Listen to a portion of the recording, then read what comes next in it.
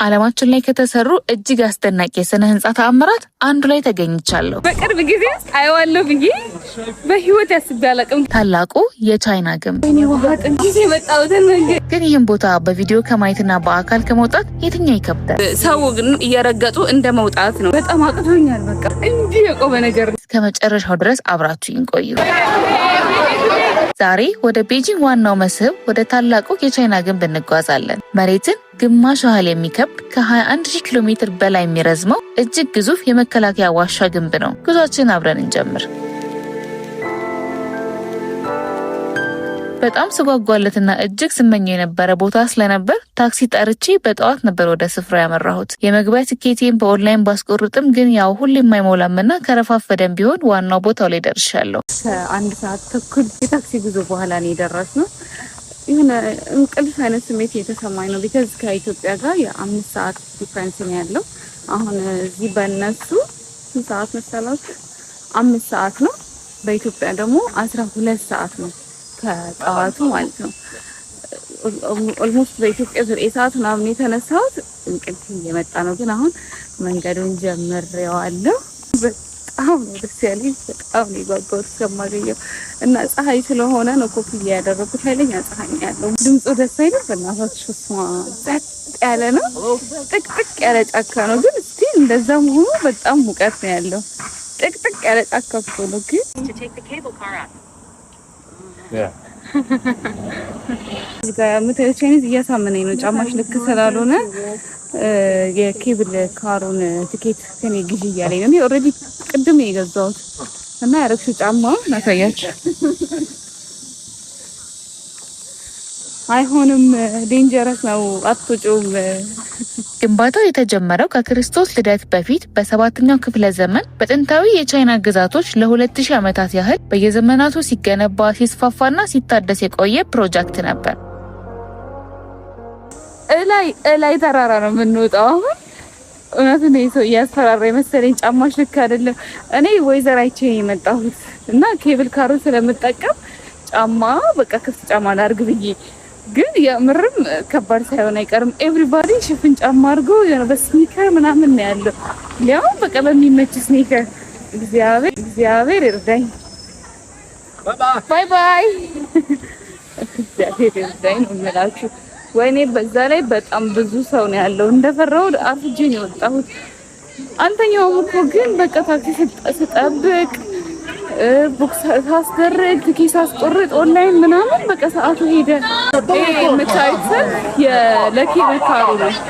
ሰው በዚህ በኩል በእግሩ እየሄደ ነው። እኔ በፍጹም አልሞክርም፣ አልችልም። ከታች የመጣሁት ራሱ ልቤ ልትፈስ ነው እና ለሰያችሁ በዚህ በኩል የኬብል ካሩ ሁላ የምታዩት ሰልፍ ነው እንደዚህ ብሎ፣ በዚህ በኩል ደግሞ በእግር መሄድ ይቻላል። እኔ ግን ለኬብል ካሩ $33 200 RMB ማለት ነው። 200 ዩዋን የከፈልኩት እሰለፈዋለሁ። ዘመናዊ የሸክላ ጡቦችንና የኖራ ድንጋዮችን ደርድረው የገነቡት ሲሆን እኔን በጣም ያስደነቀኝ ግን የቻይና ህንፃ አናጢዎቹ ጡቦቹን ለማጣበቅ የተጠቀሙት ሲሚንቶ ውስጥ ተጣባቂ የሩዝ ገንፎ ይደባልቁበት ነበር። ማለት በጣም ጥበበኛ ሰዎች ነበሩ። የሩዙ ስታርች ግንቡን እንዳይፈርስና ለዘመናት በውሃ ሳይሸረሸር ጠንክሮ እንዲቆይ ረድቷቸዋል።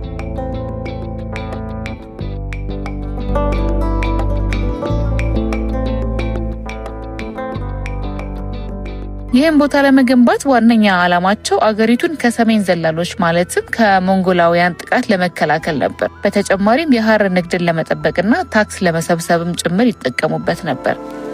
እዚህ ከመምጣቴ በፊት የጃኒ ጋይቼ ሶስት ተኩል ተራምኔ በሌሊት ወጥቼ በጧት ደርሼ ነው የምመለሰው ምናምን ይኮ አንደኛው።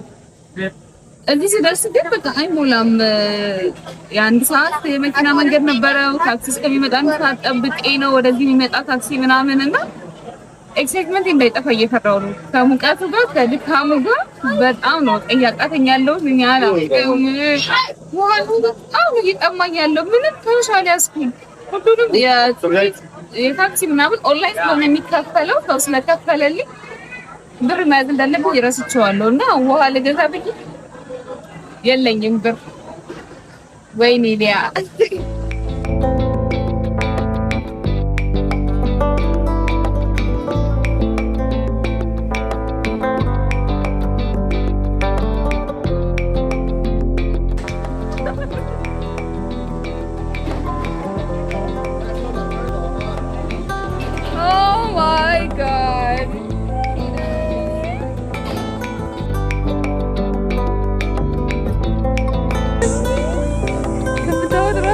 አትሰሩትም?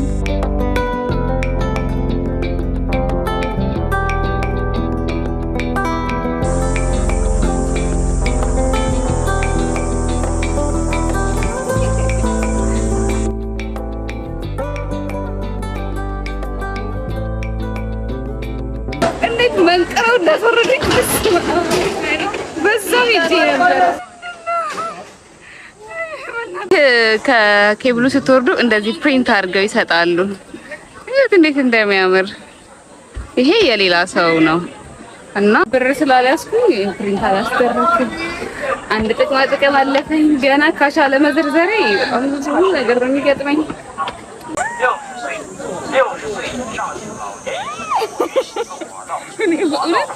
በቅርብ ጊዜ አየዋለሁ ብዬ በህይወት ያስቤ አላውቅም። ግን ቻይና ሲባል ሪሌት የምታደርጉት ነገር አለ። ዘ ግሬት ዋል ምናምን በቃ እኔ ይሄኛው ነው ጭንቅላቴ ላይ ያለው ሂስትሪ ስንማር በማየቴ በጣም ደስ ብሎኛል። እውነት አሁን ልራመድበት እና ደግሞ በደንብ ላጣጠመው እንጂ እኔ እንደዚህ አልመለስም በቀላል በኢየሱስ አም ሶ ሃፒ። መንገዱን ጀምረነዋል። ወደታች እየወረድን ነው።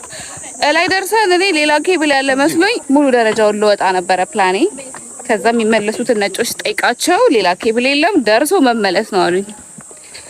እኔ የትኛው አትሌት ነኝ? የትኛው ጀብደኛ ትራቭለር ነኝ? ኢነርጂ ሴቭ ማድረግ አለብኝ። ስለዚህ እስከምችለው ድረስ ልጎብኝ፣ ከዛ መለሳለሁ። ይሄን ቦታ ላሳያችሁ። እነኚህን የምታያቸው ማማዎች ለመልእክት ማስተላለፊያ የሚያገለግሉ ነበሩ። በሌሊት እሳት እያቀጣጠሉ በቀን ደግሞ ጭስ እያነደዱ ነበር መልእክት የሚያስተላልፉባቸው። ግንቡን የሚጠብቁ ወታደሮች ጭስ ለመፍጠር የተጠቀሙበት መንገድ እኔን በጣም አስደንቆኛል። እሱም የተኩላ ፋንድያ በማቃጠል ነበር። የተኩላውን ፋንድያ ሲያቃጥሉት የሚፈጥረው ጭስ በከባድ ንፋስ እንኳን በቀላሉ ስለማይበተን በአንድ ጊዜ እስከ 500 ኪሎ ሜትር ርቀት በደቂቃዎች ውስጥ የጠላትን ወረራ መልእክት ለማስተላለፍ ይጠቀሙበት ነበር። ሀሳባቸው እኔ በጣም ነበር ያስገረመኝ።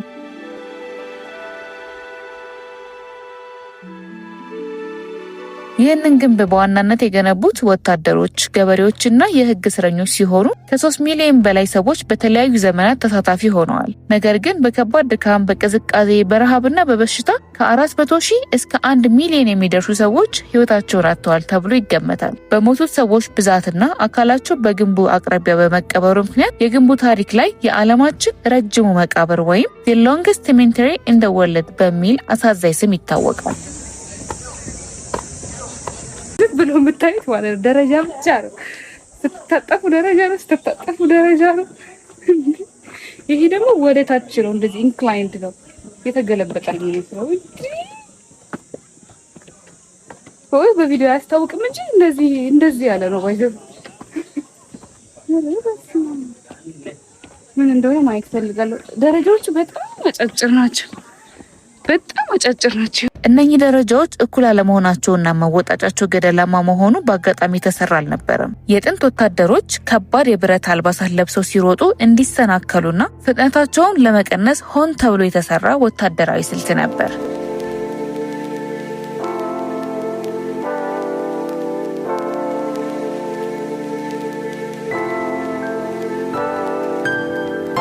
ይህ ደግሞ እዛ ጋር ሄጄ ደግሞ ሲለሞክረውና ቀደማን ደረጃ ደግሞ ወረድ ምረላት እንዴት እንደሚያስፈራ ቀጥ ያለ ደረጃ ወደታች ነው።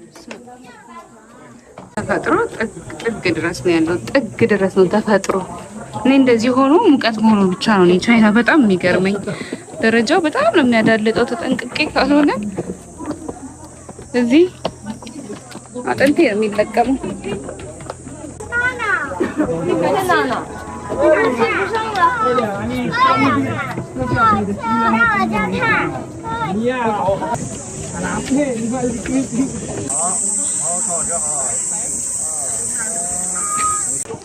እዩት አሁን የምወጣውን ዳገት እዩት እዩት።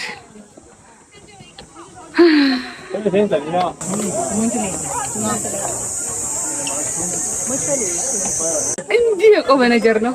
እንዲህ እዚህ ድረስ መጥቼ ድካሙን ኤክስፒሪየንስ አለማድረግ ደረጃውን አለመውጣት አለመውደቅ ነውር ነው ብዬ ይሄው ደረጃውን ጀምሬዋለሁ። ግን እንዲህ አይገፋው ነው የምላችሁ። ቀጥ ያለ ነገር ነው። ላሳያችሁ ሰዎቹ ራሱ እንዴት እንደሚወጡ። ኧረ በኢየሱስ ደረጃው በጣም ረጃጅም ነው። ውሃ ጥም ለሞት ነው። በስመ አብ ወይኔ! ኧረ ያቆመ ነገር እንዴ ዳገት I have to do it.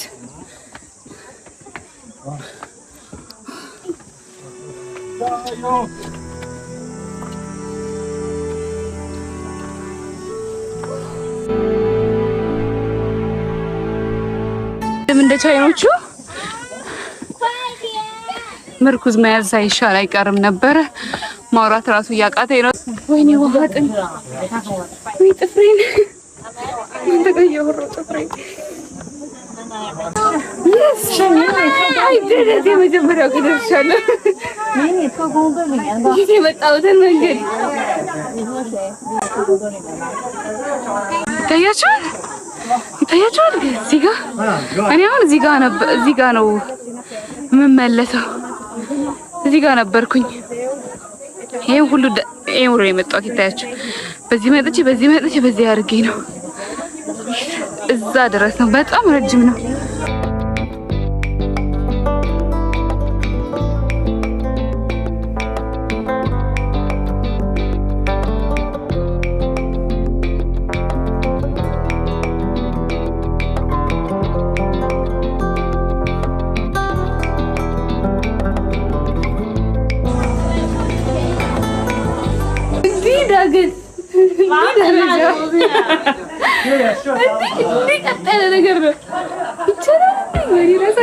በክርስቶስ እት ሰው እንዴት እያለ እንደሚወርደው በኢየሱስ ይሄንን እንሂድ እስኪ እንሂድ ማርያም እንዴት ቀጥ ያለ ነገር እንደሆነ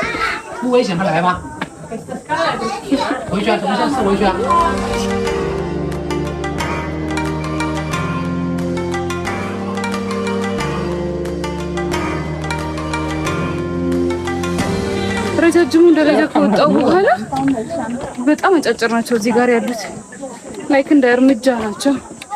ትራመዱና ይሄ በጣም ረጅም ትራመዱና ቀጥ ያለ ነገር ከዛ ደግሞ በጣም ስቴፕ ይሆናል ማለት ነው። ተመለሽ እያለኝ አይደለም የሆነ እዛ ድረስ ነው የሚሄደውልና ልክ እዛ ስደርስ ደግሞ እንደገና ሂጂ ይለኛል። ያቻ They're so tired. ሰው እንዴት እንደደከመው ሁሉም ሰው እያቃተው ነው። እዚህ ጋር ሲደርስ ያቅተዋል። እዚህ ጋር ሲደርስ ሁሉም ሰው ስታክ ነው የሚያደርገው። አይ ቲንክ እኔም መመለስ አይሻል አይቀርም። ዋው በእውነት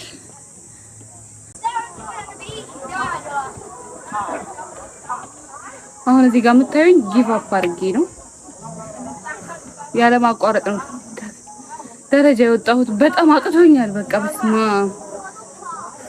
እግሬን ሁላ እንቅፋት እየመታኝ እየተደነቃቀፍኩ ፀጉሬ በጣም እየሞቀኝ ምናምን ነው እዚህ የደረስኩት። ከዚህ በኋላ መመለስ አለብኝ። ሃይ ሰዎች በጣም ነው ደስ የሚሉት። ነው እንግዲህ 사이소 친구인발 only Chinese 친구인발 ባይ ባይ ምን እያለኝ እንደሆነ አላውቅም። ባየው ደስ ይለኝ ነበር። ባየው እዚህ ውሃ አጣጭ ላገኝ ነበረ። ቻይናዊ ሲጀመር እኔ ቻይናዊ ነው ክፍሌ ነበረ። ቆንጆ ነሽ መሰለኝ አለኝ ስገምት። ግን ያው በቃ ቋንቋ ገና ብዙ ነገር ያስደርገኛል። ጊቭ አፕ አደረግና ማለት ነው እዚች ጋር ድረስ ነው ይሄ መሄደውልና ልክ እዛ ቦታ ስደርስ ደግሞ እንደገና ሞራሌ ይመጣና ደግሞ ያቺን ማለት ነው እያልኩኝ ይሄ ስንተኛ ጋር ደረስኩ መሰላችሁ? በኢየሱስ ወይኔ ምን ታውን ሳቀቶኛል እያልኩ ስንት ወጣው።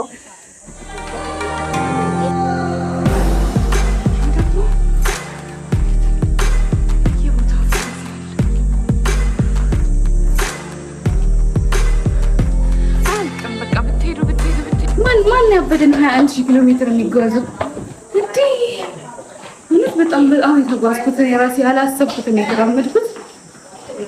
ጌታ ይመስገን፣ እግዚአብሔር ይመስገን። አብሬ እንደዚህ አስይዘዋለሁ። ባይዘዌ ሙቀቱን አልቻልኩትም። ሙቀቱን ስላልቻልኩ እንደዚህ አስይዘ መውጣቱ በላይ መውረዱ ይከብዳል። በስማ አሁን እዚህ ጋር ብንከባለን ሙዴ ነው በቃ ከብለለለ ብዬ ብደርስ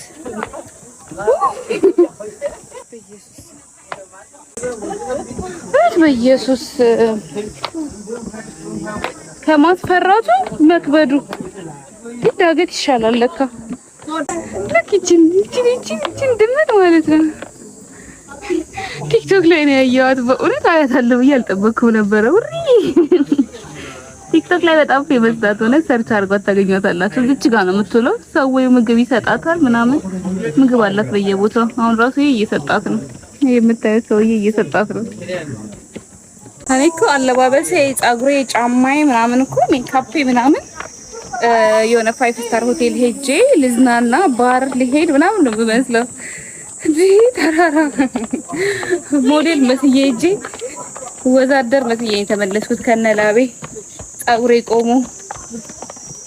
እዚህ መሄድ ያሰባችሁ ሰዎች በመጀመሪያ ደረጃ ኦንላይን ቲኬት ምናምን ግዴታ ነው። ኦንላይን ቡክ ማድረግ አለባችሁ። ትኬታችሁ ኦንላይን መያዝ አለባችሁ። ከዛ በሌሊት ወጣችሁ ሙቀቱ ሳይበረታ ምናምን ነው መመለስ ያለባችሁ። ሊያው ዛሬ እድለኞች ነን፣ ፀሐይ የለም። ኮፍያ አድርጌ ነበር አይታችኋል። ሙቀት ነው የፈጠረልኝ፣ ሌላ ምንም አላረገልኝም። እና በጠዋት ደርሶ መመለስ ቤተር። ግን እዚህ ድረስ መጣችሁ ደከመኝ ምናምን ምን ያደርጋል ማለት ታሪኩ ደስ የሚለው ተራራው ወጣችሁ ስትመለሱ ነው። ስማ ገና መውጣው ተራራ ገና ነኝ። ወይኔ ሰለችኝ። አሁን በዚህ ሰዓት የሚያናግረኝ ሰው ቢመጣ እንጃ የምገለው ነው የሚመስለኝ። ውይ ምን ነው በቀረብ ሊያስብለኝ እኮ እንደ ቀልድ ነበር ያወጣሁት ዳገቱን። አንድ ወደ ላይ ትወጣላችሁ፣ አንድ ወደ ታች ትወርዳላችሁ። ስትወርድ በኤክሳይትመንት ነበር። አሁን አልቻልኩም። ደግሞ በጣም ረጅም ነው መሰለኝ የመጣሁት። አያልቅም። አይላሼ ጋር ሁላ ላብ ይዣለሁ። ላብ አለው አይላሼ። ጋይስ ዝናብ ዘለለና ስላይድ አድርጎ መውረድ አይቻልም ተባለ። ሰው ሁሉ ቀወጠው ነው የምላችሁ። አሁን ልውረድ እስኪ። አሁን በኬብል ብቻ ነው መውረድ የሚቻለው ተብሎ እስኪ በጣም ኃይለኛ ወረፋ ነው። ዝናቡን እያወረደው ነው የምላችሁ። ጥላ እንኳን አልያዝኩም። ወደ ቡና ማለት ነው። 그런 거 못 먹잖아.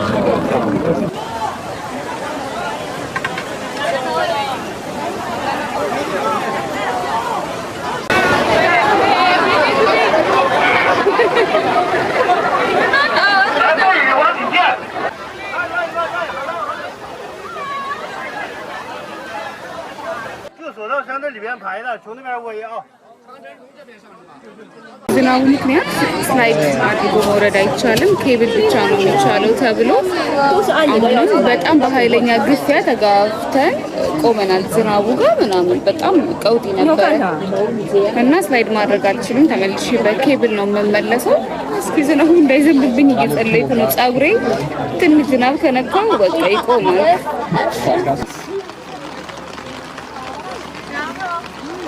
Ela é febre?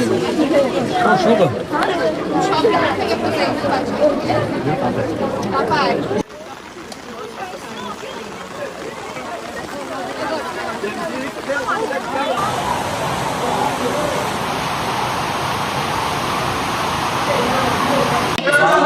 እዚህ ጋር ቦታ ካገኘን በኋላ ኬብሉ መንቀሳቀስ አቆሙ ስለነበር እኛ ከዚህ ቦታ ካልወጣን ኬብሉ አይንቀሳቀስም እና ዝናብ ከዚህ ነገር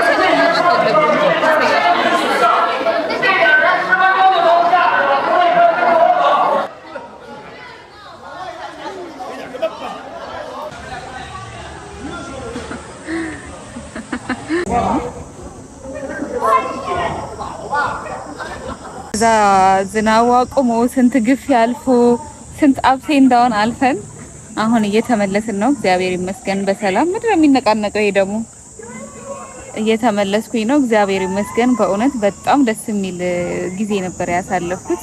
ድካም አለው ግን በቃ እስካሁን ካሳለፍኩት በሙሉ ለየት ያለ ኤክስፒሪየንስ ስለነበር ደስ የሚል ነበረ። ዶንት ፎርጌት ቱ ሰብስክራይብ። ሰማችኋል? ጸጥታ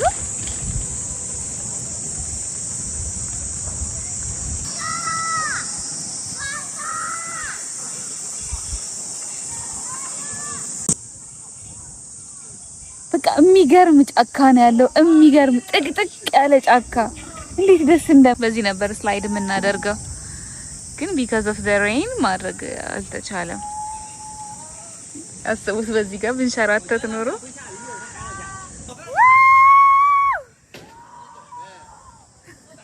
በኢየሱስ ስም ጌታ ሆይ ጌታ ሆይ ሩጫ ነው የሚያስወርዱኝ። ቆይ እዩታ ያላችሁ እንዴት እንደሚያስፈራ ለመውረድ እግዚአብሔርዬ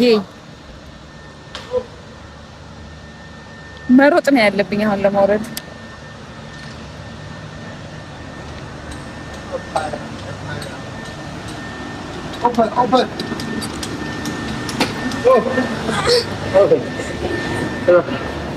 ዓለም ላይ አለ ከሚባለው ትልቁ ግንብ ቻይና አለ ከምትለው ትልቁ የቱሪስት መጎብኛ ቦታ መጥቼ ይሄንን ደረጃ ወጥቼ ይሄንን ታሪክ ኤክስፒሪየንስ በማድረጌ እግዚአብሔር ይመስገን።